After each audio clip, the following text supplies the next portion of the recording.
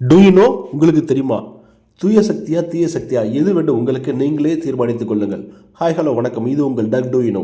இந்த பொங்கல் நம்ம தளபதியோட ஒரு பெரிய விடைய பொங்கல்னு சொல்ல முடியும். அந்தளவுக்கு மிகப்பெரிய எதிர்பார்ப்பு.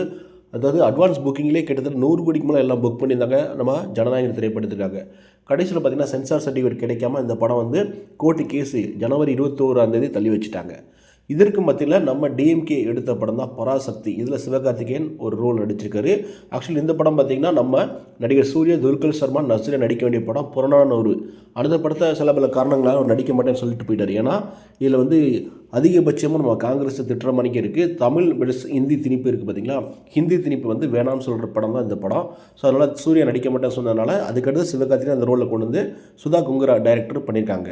ஸோ இந்த படம் முழுக்க பார்த்திங்கன்னா நம்ம ஜனநாயகனுக்கு சென்சார் சர்டிஃபிகேட் கிடைக்காத மணிக்கு இதுக்கும் சின்ன ஒரு பிளான் பண்ணாங்க. அதாவது நேற்று வந்து திடீர்னு கிடச்சிச்சா இதுக்கு மட்டும் சர்டிஃபிகேட். அதாவது எப்படி ஜனநாயகனுக்கு போஸ்ட்பான் பண்ணிட்டாங்க, இதுக்கு மட்டும் கொடுத்துட்டு இன்றைக்கி தியேட்டரில் ஆல் இண்டியா வேர்ல்டு ஃபுல்லாக ரிலீஸ் ஆகிருக்கு. இருந்தாலும் நம்ம தளபதி ரசிகர்கள் பண்ண வேண்டிய ஒரே விஷயம், இந்த படத்தை யாரும் என்கரேஜ் பண்ணாதீங்க தயவுசெய்து.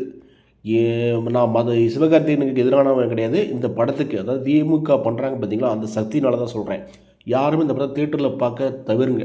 2 நாள் இல்லை 3 நாள் தான் யூடியூப் ஓடிடி இணையதளத்தில் வந்துடும். அப்போ நீங்கள் ஹெச்டியாக கூட டவுன்லோட் பண்ணி பாருங்கள், எந்த மாற்றம் இல்லை. இந்த படம் முழுக்க திமுகவை பற்றி பேசுகிற படம் தான், ஹிந்தி திணிப்பை பற்றி பேசுகிற படம் தான். ஹிந்தி திணிப்பு வந்து அவசியம் நான் சொல்ல வரல, ஆனால் அது ஒரு மொழி தான். ஏன்னா ஹிந்தியில் உள்ள ஒரு மொழி தான். ஸோ யாரும் அந்த படத்தை தவிக்கிறீங்களோ ரொம்ப நல்லது நம்ம தளபதி விஜய் அவர்களுக்கு. எது எப்படினாலும் நம்ம தளபதி படம் எப்போ வருதோ அன்றைக்கி தான் நம்மளுக்கு வந்து பொங்கல், தீபாவளி, கிறிஸ்மஸ், ரம்ஜான் எல்லாமே. ஸோ வெயிட் பண்ணி பார்க்கலாம். ஜனவரி 21 தீர்ப்பு வருது. இந்த பராசக்தி திரைப்படத்தை மட்டும் ஓம் சக்தி பராசக்தி திமுக ஒரு தீ சக்தி தளபதி சொல்கிறார் பார்த்தீங்களா, அந்த மாதிரி இந்த பராசக்தி படத்தை இக்னோர் பண்ணுங்கள். இதுதான் நீங்கள் பண்ண வேண்டிய உண்மையான ஒரு தளபதி ரசிகனாக பண்ண வேண்டிய விஷயம். ஸோ மறந்துடாதீங்க ஃப்ரெண்ட்ஸ். இந்த வீடியோ பிடிச்சா லைக் பண்ணுங்கள், ஷேர் பண்ணுங்கள். ஜனநாயகனுக்கு யாராவது வெயிட் பண்ணுன்னு சொல்லிட்டு கமெண்ட் பாக்ஸில் தருவீங்க. மறக்காமல் டக் டூ சப்ஸ்கிரைப் பண்ணிட்டு பக்கத்தில் பெல் ஐக்கனை கிளிக் பண்ணுங்கள். மீண்டும் ஒரு சூப்பர் வீடியோவில் சந்திப்போம். அனைவருக்கும் இனிய பொங்கல் நல்வாழ்த்துக்கள்.